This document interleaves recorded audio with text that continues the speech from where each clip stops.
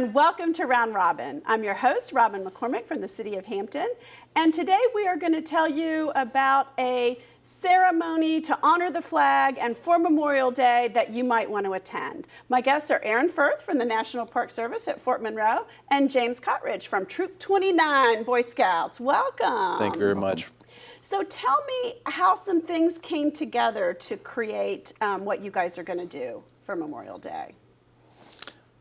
Who's going to start? James? All right. Normally, Troop 29 does a flag ceremony every year. What we do is we retire the flags by disassembling a flag and burning it the way you're supposed to. It's a very solemn yes, ma'am. And it's heartwarming, that ceremony. Yes, ma'am. So what we did in the past, we used to do it at an American Legion post. We used to do them at Camp House.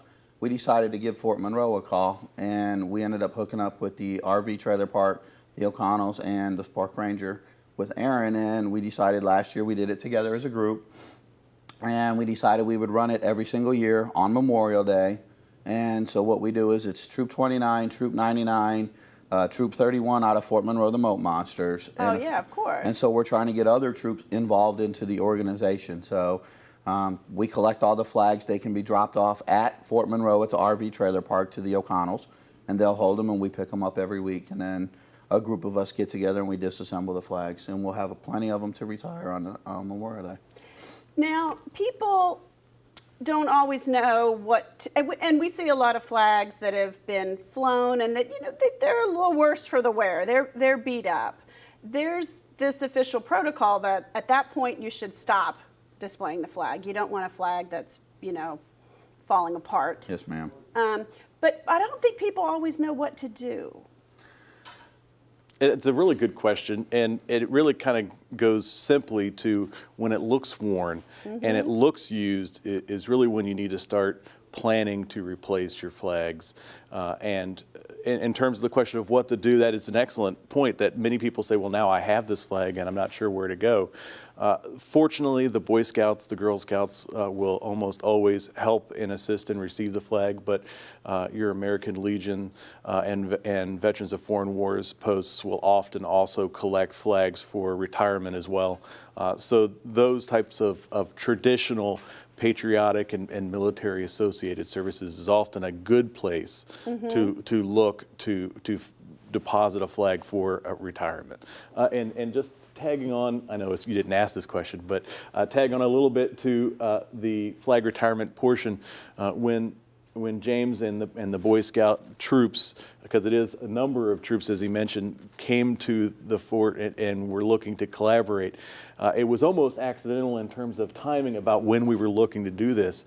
And we made the realization that if we could shift it just a couple days to Memorial Day, we can have a combined service. There really is an appropriate connection that we were feeling to not only be able to appropriately retire service flags and U.S. flags that needed it, but also to be able to remember those servicemen and women who paid the ultimate price in defense of the country with Memorial Day. And certainly this year with the 100th anniversary of American entry in World War I is certainly going to be a part of our thoughts with this ceremony. So it's and in many ways it's kind of a twofer. It's a Memorial Day and a flag retirement. To create this, you would have done it, you were on a different day, and you guys said, well, let's shift it. So what else is going to happen? So this is going to take place Memorial Day at Fort Monroe. Yes, Where ma'am. At Fort Monroe? It'll be at the Colonies RV and Travel Park, which is 501 Fenwick, if people are needing a little help get there.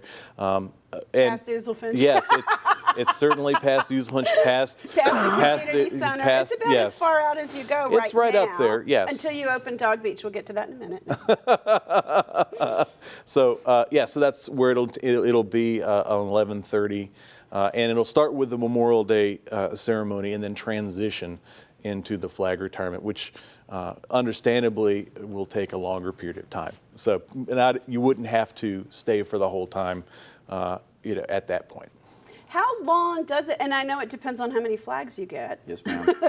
A lot, but it is, it's a very moving and kind of slow process because Yes, ma'am. you don't just throw the flags into the fire. Correct. The way we do it, the way it's been done in the past, I've been doing this when I was a scout. We did them back in my day.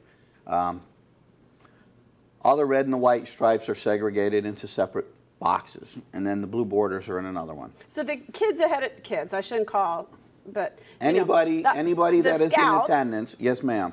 Anyone in attendance that is not a first responder, former military, retired military, will retire all the red and white stripes. Only the former or retired veterans and the first responders retired the blue borders. And what we normally do is we'll clean up the grommets, and we normally either put them on a dog tag chain for them to have, or last year they put them in a little packet with some of the ash.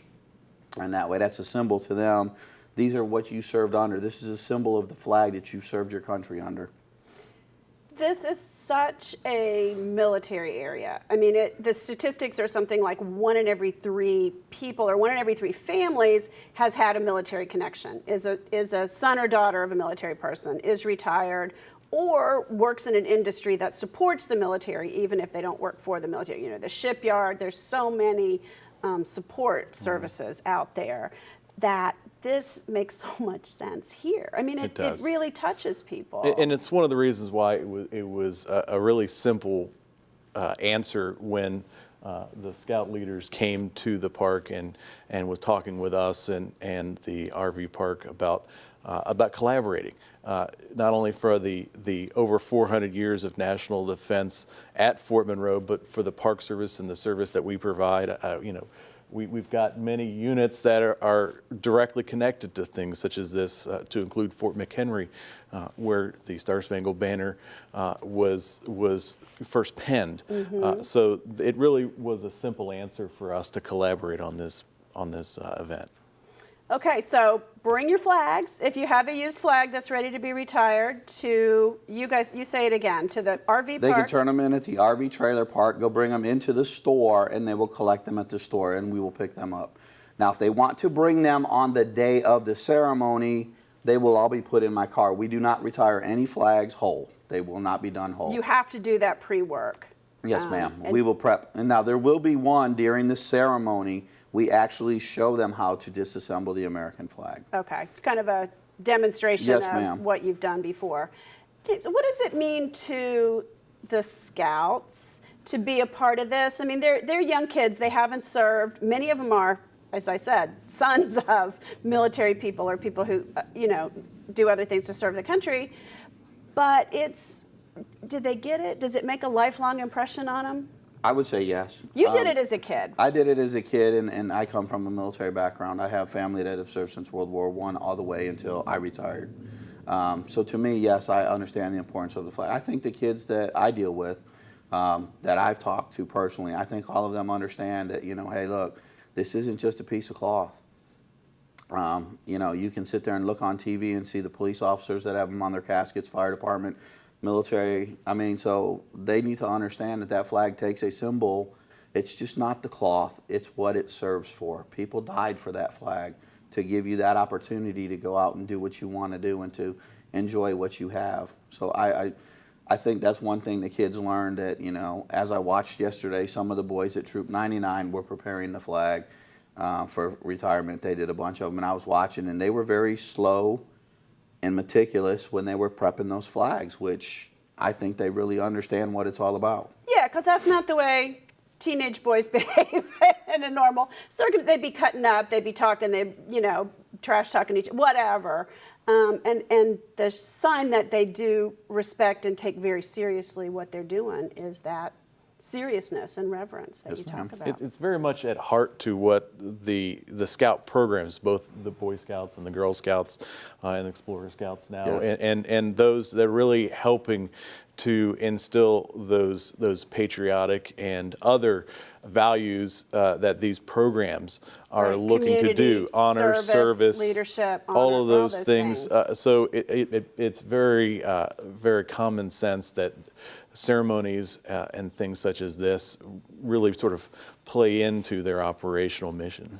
Okay, so 11:30 on Memorial Day itself. Yes, ma'am. at the RV park out at Fort Monroe. Yes, ma'am. And it will last about how long? The ceremony part, the Memorial Day ceremony, is going to be in the 20, 30-minute range. Okay. And then we'll transition into the flag retirement, which I believe in the hour and a half is an expectation. But again, folks would people not don't need have to stay stay. for the whole thing, or could just Certainly come not. and watch a part of it. And Sure, Yes, they ma'am. could leave it as they wish.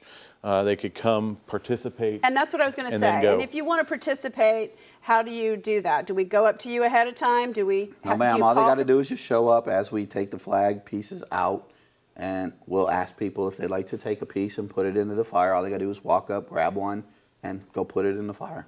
So anybody can participate. Yes, ma'am. Special levels of participation for veterans and First responders. first Yes, ma'am. responders in our community. And one thing we say is that there is a chance that seating could be limited for the flag retirement portion. So if they want to bring a chair, or that would be not a bad idea.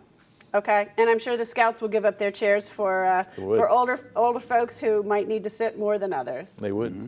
Okay, is there anything you guys want to add before we close? I think it's going to be a special year. It's going to be a little bit more than last year, and I think folks will really appreciate their coming. Another perhaps worthy mention is that we took care to not conflict with the other Memorial Day ceremony at the At Veterans. HQ, Yes, yeah. ma'am. So folks interested in participating at the National Cemetery can participate in both. So there should be enough time after the completion of that ceremony to come join us at Fort Monroe. That's good too, and that's another tie-in. I know that the putting flags on those graves is an important part of the process at the VA cemetery, and many Scout troops help with that as well, especially Cub Scouts, because it doesn't, it's something that the younger Cub Scouts and Girl Scouts can do, and there's a lot of things that they can't do as well. So that's an easy thing, and people can volunteer to help for that. Yes, ma'am. All right. Well, thank you both Thank for you. honoring our flag and helping to teach our kids to do the same thing. Well, it's our pleasure. Our job. And thank you for watching. I hope you will join at Fort Monroe for this Memorial Day ceremony and flag retirement. And remember, if you have a flag, it's a good way to make sure it is disposed of in the proper manner. Thanks for watching.